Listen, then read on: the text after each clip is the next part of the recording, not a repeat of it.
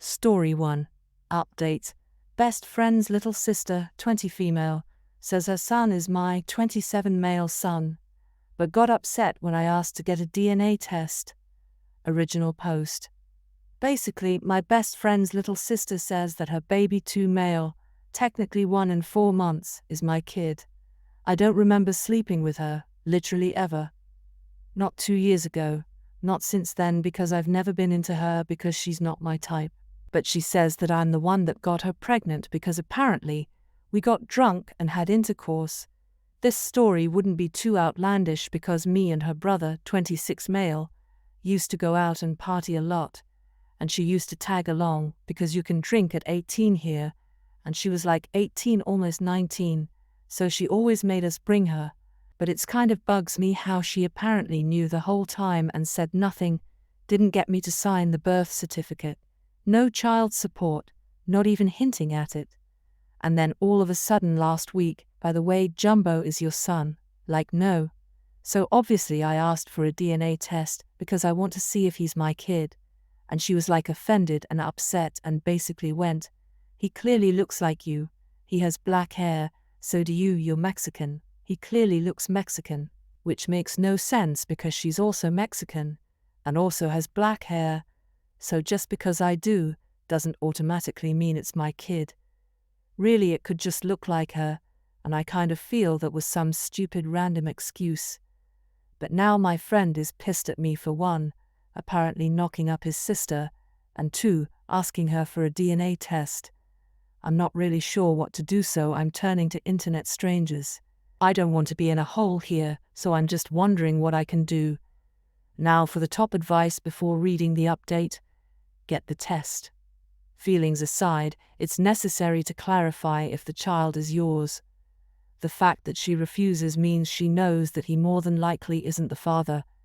She's decided just because her son has dark hair, like both him and her, and is Mexican, also like him and her, that he has to be the father. If Opie has a good paying job, that is probably why she decided after 2 years he's the father. I would take her to court to get a court-ordered paternity test.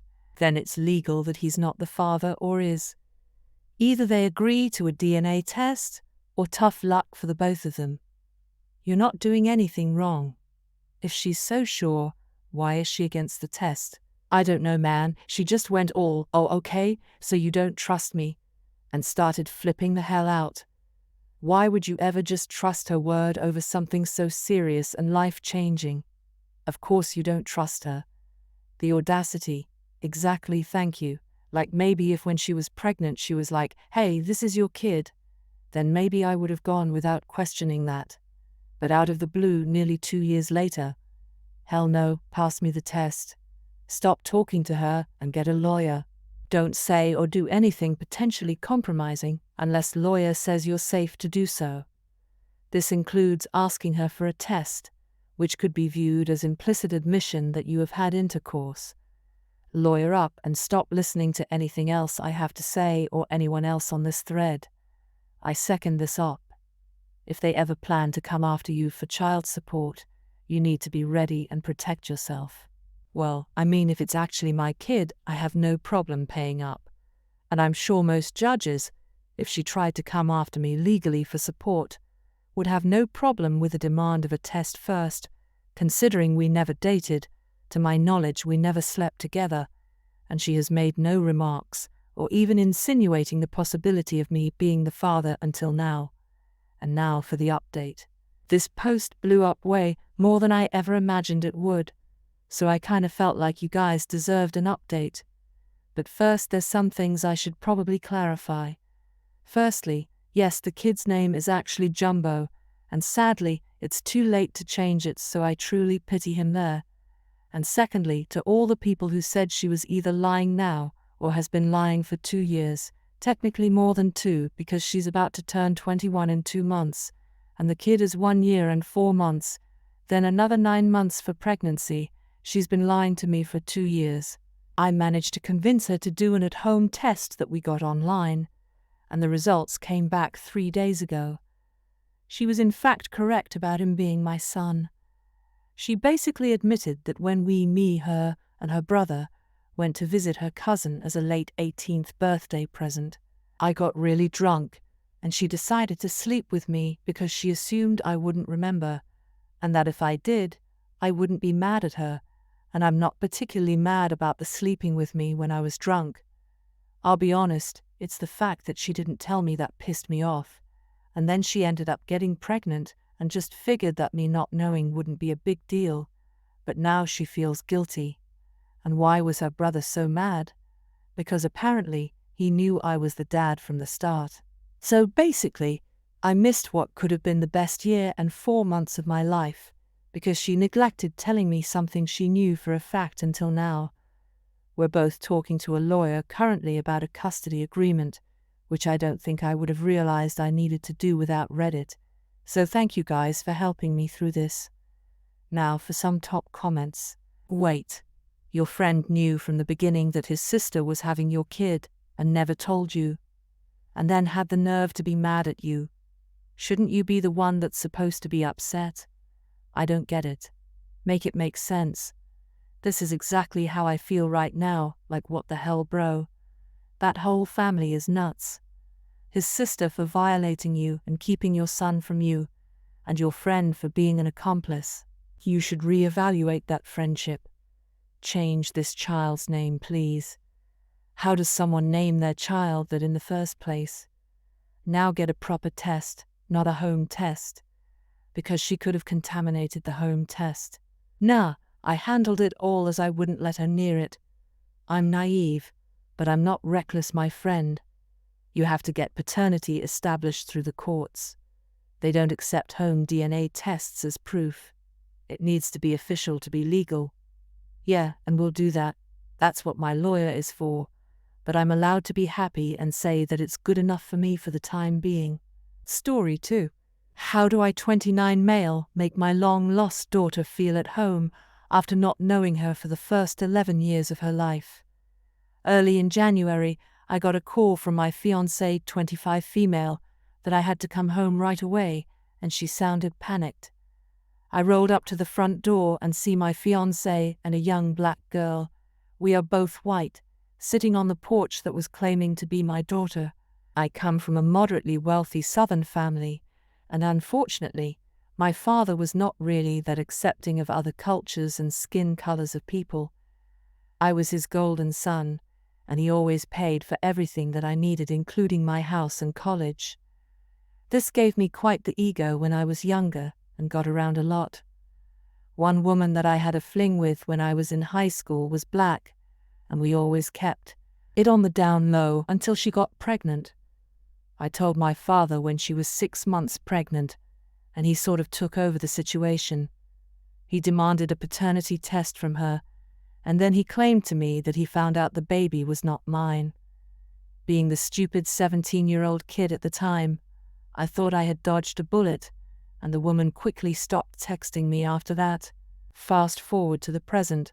My father did not take social distancing too seriously, and ended up catching the virus from his golfing buddy before Christmas.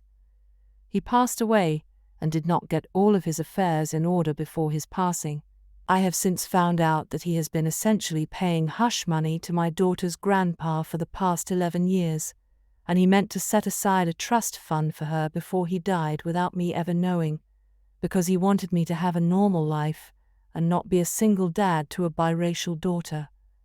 When my dad died suddenly, her grandpa stopped receiving money and decided to drive the girl to my house and dump her with my fiancé on our doorstep. This whole thing has been a whirlwind, but her mom's side of the family is mostly old and not really capable of supporting her without the money that my dad was sending anyways. Of course, I got another paternity test and confirmed that the girl is in fact mine. I also called the police to come get the girl before I knew she was mine, because I did not think it was okay for her to be with strange people she had never met. Everything with CPS and custody and courts has been an absolute nightmare. Her mum has not been found, but essentially the girl is staying with my fiancé, and I starting last week to see if it will be a good fit on a permanent basis. The biggest problem is that she has been taught that my family rejected her because she is black, and that we would never accept her. I learned this because we went to family counseling sessions before she was allowed to live at my house, and a lot of stuff came out. She does not call me dad, and she barely comes out of her room except to grab meals. My fiancé has been super accepting of the girl, but she has been annoyed with my late father and has taken a lot of her anger out on me. I have been accused of being complicit in my dad's action by basically everyone, including the social workers, and I am completely emotionally drained by everything now. Despite this, I really wanted to make it work out with my daughter, but I feel like the 11-year absence from her life combined with the race dynamics may make it impossible for us to have a good relationship going forward. Do you guys think I have any chance of making this work out? Would you all do anything different? I really need some outside perspectives on this one. Now for the top advice. I would start with continuing going to the family counseling or seeing a psychologist. In addition to that, start by having a serious conversation with her, how you didn't follow up the situation, and that you are sorry for the damage done. Maybe also add that you would like to build a father-daughter relationship, but you aren't sure how to do it. Allow yourself to be vulnerable and admit your mistakes.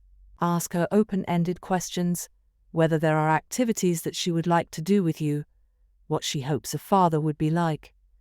By asking those questions, she might open up to you. In addition to that, I would also start setting up an agenda with your partner and child. By example, Saturday is date night with only your partner, so you both can gain some energy. At the same time, maybe she can meet the family of her mother. Next, plan weekly father-daughter fiancé moments. By example, each Sunday, go to the zoo, that kind of thing. If I were in your shoes, I would ask her what she likes, wants, expects, fears. That shows that you're committed and interested in trying to make this work. Be careful of negative self-fulfilling prophecies. Despite this, I really want to make it work out with my daughter, but I feel like the 11-year absence from her life combined with the race dynamics may make it impossible for us to have a good relationship going forward. She needs to continue therapy. You need to get into therapy with her as well. This poor girl was basically abandoned by both parents, and then was abandoned again when your grandfather died because of money. You being white doesn't make it impossible for you to raise her. I say this as a mixed person with a white mom. She was raised black, so educate yourself on black culture, the issues black folks face, etc. Show her love and care. Instead of letting her stay in her room all day, think of fun family activities you and your fiancé can do with her. It'll be a long road, but she needs to feel that familial bond. Remember, she's black, but she's also white. She's half of you. There will be challenges with her being biracial that even black parents can lack experience with. Show an interest in her. Also, it doesn't hurt to ask black folks questions when it comes to raising your daughter. Don't demand it, though, of course. There are groups all over social media dedicated to helping parents with mixed children. Just want to acknowledge how strong your fiancé must be. Accepting this situation is definitely something not everyone could do. Please also make sure that she knows how important it is to you, and how appreciative you are of her. I get that your focus is on your daughter right now, but please make sure your fiancé still feels loved and on top of your priorities. Yes, this situation could have been much worse if fiancé wasn't amazing. She's had to make a lot of adjustments to do, and she isn't a bad person if she eventually decides all this is too much for her. Story 3. Grandparents 60s have re-entered my female 19 life after my mother died. They've asked that I move across the country to be with them. I've never even met them. I grew up in a dysfunctional, poor, and at times dangerous family. My mom was an alcoholic and moderate user of substances, while my father was on disability for a while, but also a heavy user. He was in and out of our lives. He'd come into it for a couple of years at a time. I was in foster care because of DCS. I never knew my mother's family, and only occasionally met my father's family. My father kept saying that my mom was from somewhere on the East Coast, and they had a nice life and were very powerful. He once told me they tried to ruin their lives, so I never had a positive opinion of them. I didn't want to come across their path and have them hurt me too. My mum died from alcohol-related liver and kidney disease 2 years ago, and I received emails from people who were my mum's family asking about a funeral. We didn't have one. I received a letter saying that if I ever wanted to meet my grandparents, that I could always contact them, and it told me how. I was furious. I couldn't believe they knew how to reach us. My dad used to beat me, screamed at me, and tormented me. My mother would get drunk and egg him on, and then pretend to be sorry. They exposed me to people who actually abused me. My mother would get high at a friend's house, and he'd do awful things. My mother drank our grocery money, hawked everything I ever had, and basically kept us as poor as possible. She died at 37, but looked like she was 70. Her hair was grey, her teeth missing, and the skin on her face sagged. I was so angry that they could have gotten me out of this, but let me suffer. I let a year go by, but figured that I should eventually learn about my background, medical history, and the like. My father is gone again, so I probably won't hear from him for several years, so I figured because COVID, it would be hard to meet in person, and it would be easier to keep things online. I connected with them via email and received a follow-up from my grandmother almost immediately. We exchanged emails, she scanned me photos my mum had sent. I finally asked her why she never came to help.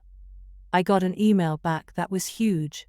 It described numerous attempts to step in, to try and get custody, but how they were blocked.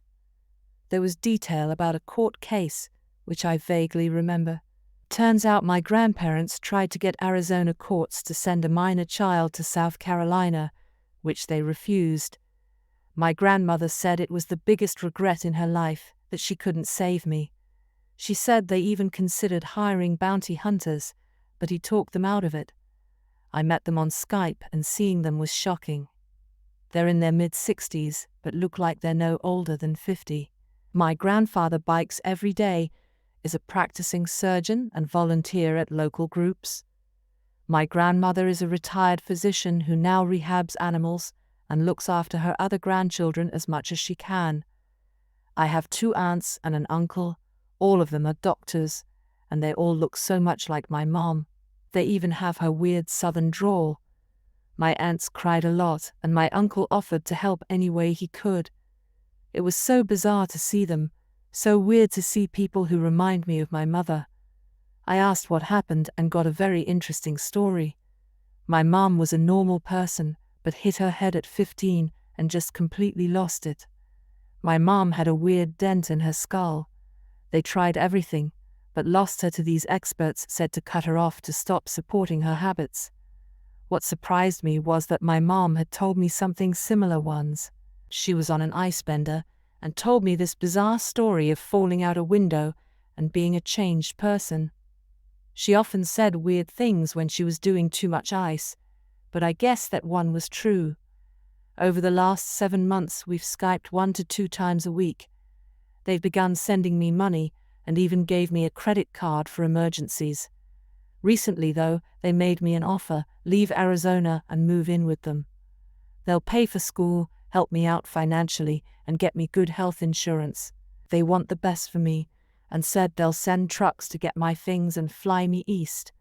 I've never met them in person, and I've never really left where I live. Suddenly they're asking me to go live with them. I was shocked and terrified, but also it's finally a way out. I've always wanted to be a vet, but my grades in high school were crap. They said they have ways to help and not to worry. I could finally do something and get away from working at Walmart. Part of me thinks this is the best option. Part of me worries about what it would mean. The thing is, so far everything they've ever said makes perfect sense. My mom did have a head injury. I do remember going to court and hearing about court cases. My father told me that my grandparents were powerful people and to fear them, but their whole family seems normal. I gather they all attend church pretty regularly, which I don't. But other than that, they don't seem to be bad or difficult people. I have nobody to talk to about this. I'm so sick of being poor that I could scream, and this would make everything different. I just don't have anyone's outside perspective. Now for the top advice, take them up on their offer. As someone who came from a neglectful and abusive home and gained contact with my grandmother at 22, after 4 years no contact with my mother, it was the absolute best thing that ever happened to me. I'm almost 31 now and my grandmother has changed my life. Just with her love and support. It feels like you have the opportunity to have that times two. Not going for it would be a mistake. It sounds like they genuinely love you and always have, but weren't allowed access to you, just like my nana. Worst case scenario, you hate it there, and it doesn't work out. You still haven't lost anything. Best case, you gain the almost parental relationships that you were missing. You gain unconditional love and support for the first time, and your entire life is better for it. I'm so glad you found each other. Wishing you all of the luck and love. I love your answer, but would like to add a caveat. Such a drastic change in lifestyle, from an abusive and neglectful home to a caring, possibly even strict, by comparison home, might be a really hard change, even if everyone has the best intentions. You've essentially been raising yourself, and it might be hard to feel as if you're being treated like a child. If Op does feel this way, I urge her to consider family therapy. Abusive homes rarely teach you how to communicate and compromise, and that's basically the foundation of any healthy relationship. There's also a chance you might self-sabotage. No shame in it. It's natural that if you've been treated horribly, you often don't feel worthy of anything other than horrible. Hopefully personal therapy will help you if this proves to be a problem. Good luck, Op. Go, please. Your ship has just come in. It won't be easy, there will be a culture shock, but if they are as genuine as your story seems, you will be surrounded by love. I want you to go and post a big update 6 months from now about how much better your life is. I'm pulling for you, and remember that at times their love and support may seem intrusive, because it's not something you're used to. It may feel like they're trying to control you. Stay calm, talk it out, and explain your feelings. I get the impression that they'd be open to listening, and it may result in some good growth. Most of us go through this when we're young with our parents, so we often rebel. In your case, you have the gift of maturity, and it appears from what I'm reading you're well equipped to handle those types of conversations. This is a great second shot at life, I would take it. I was given a similar chance by a family friend, and it changed my life forever. I got to go to college and had so much more opportunity than I would have ever had otherwise, and I am so much better for it that I can't explain in less than 1,000 pages. Your father had his own relationship with them, and I suspect they didn't like him, so I would not base your opinion of them on his works. If they have no one else, you could be their caretaker down the road at some point, something to consider. Your efforts would likely be rewarded given how generous they sound. Good luck.